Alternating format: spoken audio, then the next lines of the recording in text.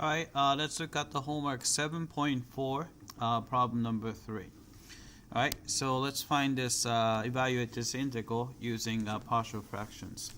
Alright, so we have, let's see, so integrand is 3x squared minus 12x plus 37. Right? Then you have linear factor, which is 2x plus 1, and we have a repeated linear factor, x minus 2 squared. So this can be split into a over 2x plus 1 plus b over x minus 2, and also c over x minus 2 squared. Right? Then we'll put them all back together. Then you have 2x plus 1 times quantity x minus 2 squared. So we need a times, in order to get to the common denominator, we have to multiply by quantity x minus 2 squared. Right, b times, we need to multiply by 2x plus 1 and also another x minus 2. Right, for c, we just need to multiply by 2x plus 1. Right, so we just have to make sure that these numerator, so this is the original numerator, matches the numerator here. Alright, so let's do that. For this one, I'm going to just plug in a convenient x value. So if you want a, we want the b and c to disappear. So we can probably try x equals negative 1/2. So I'll try x equals negative 1/2. Alright, so if you do that, alright, so we have, we plug in negative 1/2 minus 2, so that will be negative 5 halves, right?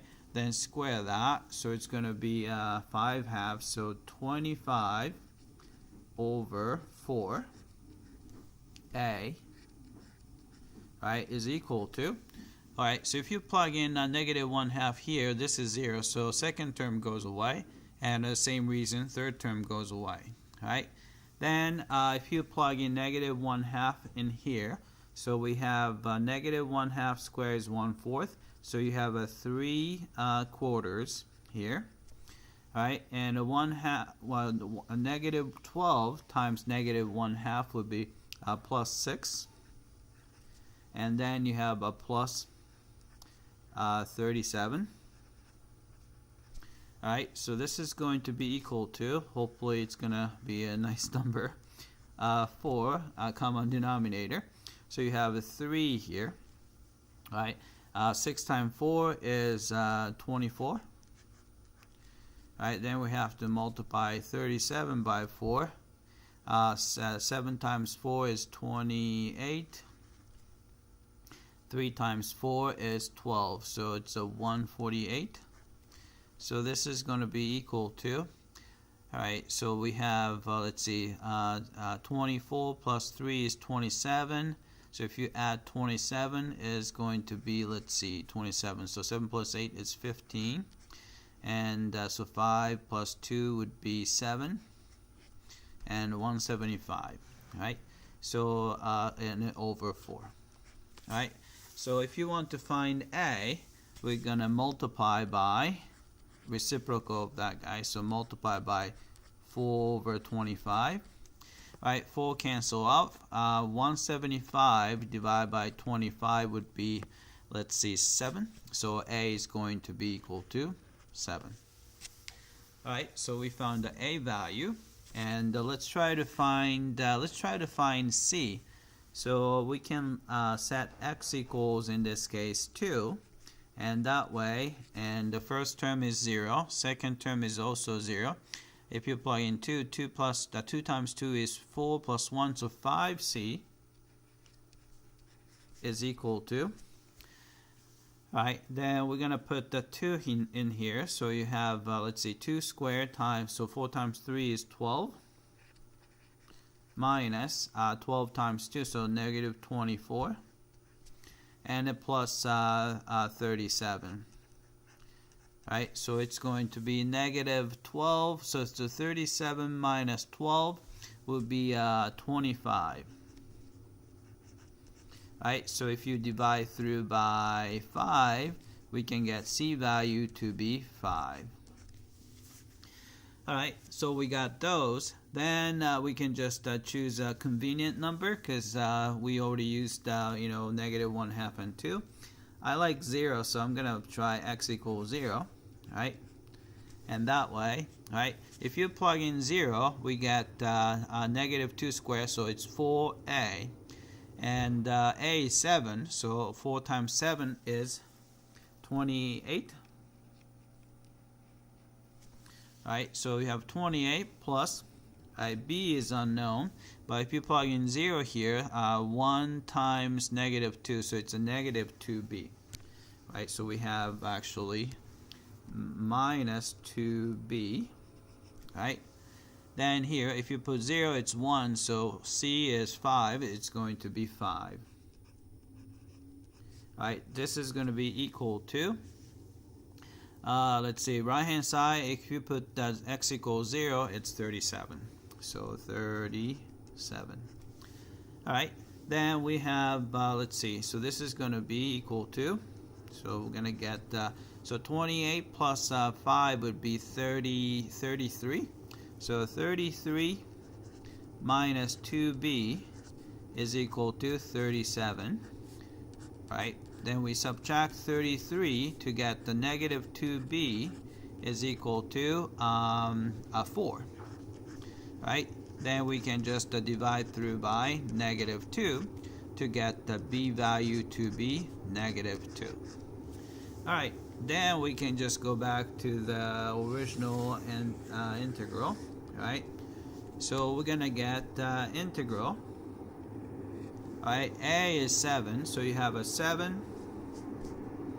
Let's see, I'm gonna put 7 here over 2x plus 1, and b is negative 2, so it's a minus 2 over x minus 2, and the c is 5, so plus 5 over x minus 2 squared. Right, then this is of course with respect to x. Right, so I'm going to do a little bit of an adjustment here. Right, so I would like to put the 7 in front, and since the derivative of 2x is 2, so I would like to have 2 here, so I'm going to put 7 out here. Oh, actually, maybe I'll make it look a little bit cleaner. Right, so I'm going to give a little bit of extra room here. Right, so what I'm going to do is I'm going to put 7 in front. Right, that is no problem, right? Because we would like to have 2 here, so I put 2, so multiply by 2, then I divide by 2, so that I don't change anything. And here we can put 2 just in front, right? So I'm going to put the 2 in front, and this is going to be 1 here, right? Same thing, right? And here, I don't like the way it's written, so I'm going to actually rewrite it as, instead of this, I'm going to write it as a 5 times quantity x minus 2 to the negative 2. Right? This is equivalent to what I had before, right? Right, then we can take the antiderivative. Alright, so we have, let's see, so this is going to be, alright, 7 halves is just a constant. Right, this is going to be just a natural log of absolute value of 2x plus 1. Right, you have a minus 2. Then you have absolute value, natural log of absolute value of x minus 2. Right here, plus 5. Right, then add 1, so it's a power rule. Add 1 to the power, so you have x minus 2 to the negative 1. and then you have to divide by -1, right? So let me change a little bit. So you have a negative sign here, right? So we can put the negative sign right in front, so this can be written this way. So, and you have a negative power, that's just a reciprocal, so we should probably just write it as a reciprocal of x over 2. So you have a 5 over x minus 2, and then plus some constant c. Alright, so that's that. Alright, so let's type it in. So we're gonna get here. Alright, 7 over 2.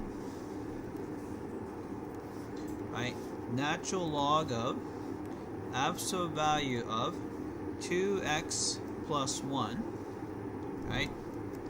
And the next term is, I forgot what it was, -2, right? -2, and natural log of absolute value of x minus 2, right? Then next one is a -5,